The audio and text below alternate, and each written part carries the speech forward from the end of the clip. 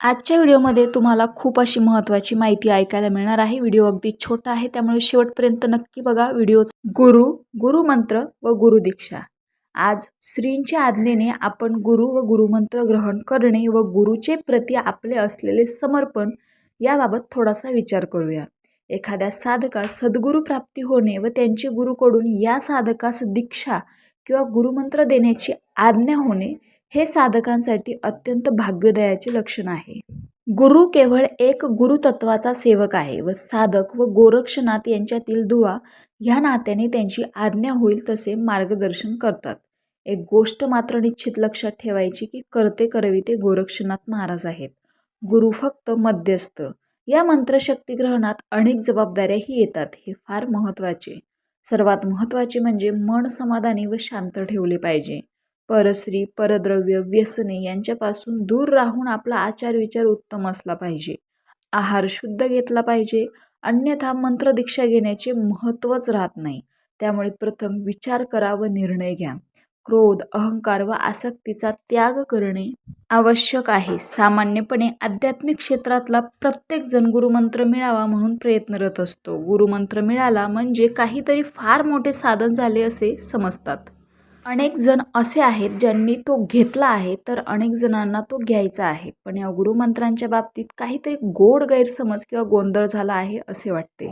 कारण बरेच जण आपल्या कार्यसिद्धीसाठी, जसे नोकरी मिळावी, विवाह व्हावा, संतती व्हावी, घर व्हावे, रोग बरे व्हावेत यासाठी गुरुमंत्र मागत असतात. पण एक लक्षात घ्या की अशा कामनापूर्तींसाठी घेतलेला मंत्र हा गुरुमंत्र होत नाही, तर ते कामनासिद्धी मंत्र होतात. गुरुमंत्र किंवा दीक्षा मंत्र हा तुम्ही गुरु आणि ते परमेश्वरी तत्व यांना साधणारा सांधा असतो. त्यामध्ये कुठलीही कामना, इच्छा किंवा मागणी असा भागच नसतो. गुरुमंत्र म्हणजे एक अभिवचन असते, गुरुला दिलेले वचन असते.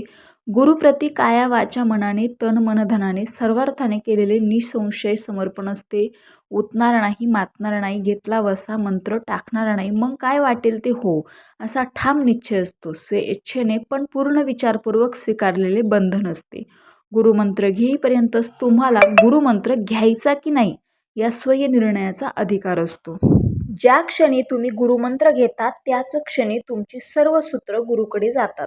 तुमचा स्वयं निर्णयाचा अधिकार संपतो. फक्त गुरुवाक्यप्रमाणम असे व्हावे लागते. म्हणूनच तर गुरुर ब्रह्मा गुरुर विष्णू असे म्हटले आहे. गुरुसाठी सर्व समर्पित करण्याची तयारी ठेवावी लागते. गुरुमंत्र म्हणजे गुरुप्रती संपूर्ण समर्पण, गुरुप्रती अढळ निष्ठा आणि गुरुवर संपूर्ण श्रद्धा आणि विश्वास. पण एक लक्षात घ्या की गुरुमंत्र घेतल्याने तुमच्या कुठल्याही भौतिक समस्या सुटणार नाहीत. ज्ञानेश्वर, तुकाराम, नामदेव वगैरे कुणाच्याही समस्या सुटल्या नाहीत, उलट पक्षी त्या वाढल्या. गुरुमंत्र म्हणजे समस्यामुक्तीचे साधन नव्हे, तर आध्यात्मिक वाटचालीचा खडतर मार्ग आहे. गुरु आणि गुरुमंत्र तुम्हाला तुमच्या योग्यतेप्रमाणे जसजसे तुम्ही परिपक्व होत जाल त्याचप्रमाणे तुमची आध्यात्मिक प्रगती करत असतो. तुमची जन्मजन्मांतरीची भवबीजे, संस्कार बीजे, कर्मबीजे हळूहळू जाळून टाकत असतो, शुद्ध करत असतो. वाल्या कोळ्याचा वाल्मिकी ऋषी करत असतो. दुर्लभ वस्तू सहज प्राप्त झाली की असा संशय निर्माण होतो. म्हणून हृदयरूपी कसोटीवर कसून पारखून हे बघावयास हवे की आपल्याला चिंतामणी मिळाला आहे की काय, सोने मिळाले आहे की पितळ. तसेच जी दुर्लभ साधना तुम्हाला मिळाली आहे त्यानुसारच साधना करून साधनेचे अलौकिकत्व अनुभवास येते किंवा नाही हे पाहिले पाहिजे. नुसता संशय घेऊन साधन शून्य राहणे योग्य नाही. संशय घ्यायचा, साधना करायची नाही म्हणजे अनुभव काहीच येणार नाही.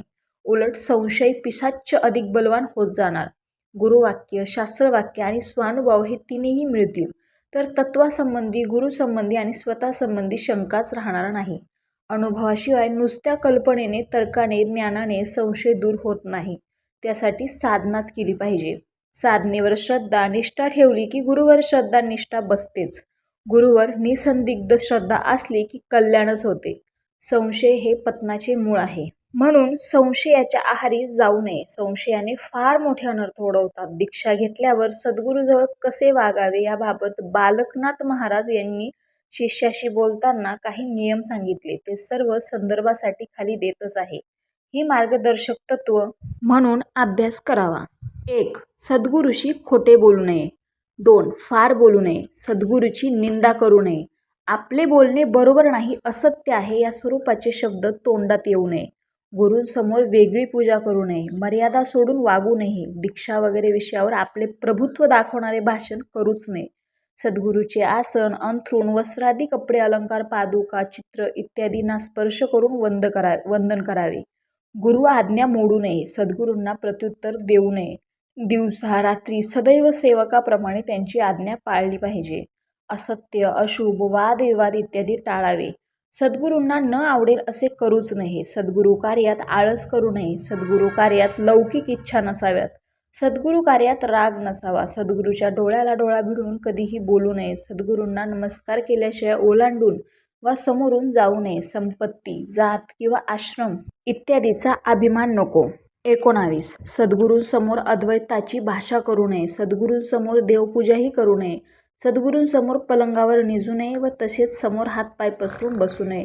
आळस, अंगविक्षेप समोर करू नये. जाता येतास सद्गुरूंच्या पादुकांना वंदन करावे. त्यांचे काम प्रसन्नतेने करावे. सद्गुरूंची सावली ओलांडू नये. त्यांचे पुढून तसेच जाऊ नये. अनवाणी जाऊन आधी गुरुगृहाला वंदन करावे. सद्गुरूसमोर आपल्या शिष्य संप्रदाय मिळू नये. अहंकार करू नये. आपल्या गुरूंना त्यांच्या गुरूंसमोर नमस्कार करू नये.